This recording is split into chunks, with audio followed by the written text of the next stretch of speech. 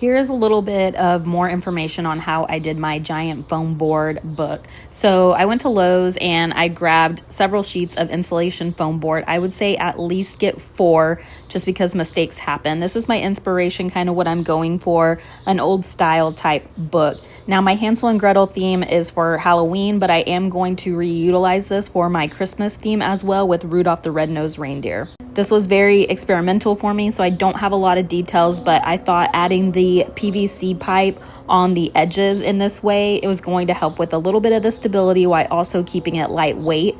I used Great Stuff spray foam to attach the PVC pipe to the foam, and then I also have some extra pieces of styrofoam in the center again so it doesn't collapse in on itself while still keeping this a lightweight project. For the spine of the book and the pages of the book, I just added more foam board that I attached using Loctite all-purpose construction adhesive, and toothpicks actually really did help kind of keep this in place while everything was drying. The Loctite takes about 24 hours, and now I'm just using some joint compound to fill in the seam and also just make it look nice where the book would naturally open. I'm going to paint this to make it look even more shaded where the book is going to look again a little bit more used and old vintage style. I chose to paint my book in a crimson color, and yes, I'm using a small brush. If you want to use a roller, paint however you want. This is intentional. I find it therapeutic, and also I did end up using a couple of variations of this color. That way it did look a little old and washed. So this is what it looks like after a couple of coats, and now I'm going in and doing the pages of the book as well. I did this in kind of a mix of white and some light yellow, again, to make it look aged.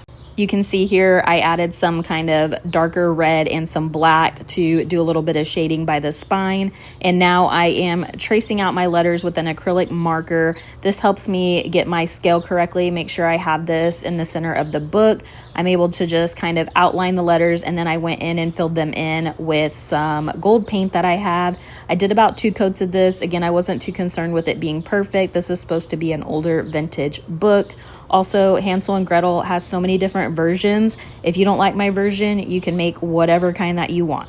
Now I'm painting the edges of the book, and for the pages, I just use a giant dry brush dipped in a couple of places with some black paint to get those streaks right there. Again, looking at this from far away, I think it looks pretty good. I had to go outside and test it out. I still have a lot to do, so this isn't quite the finished product, but this is where I'm going.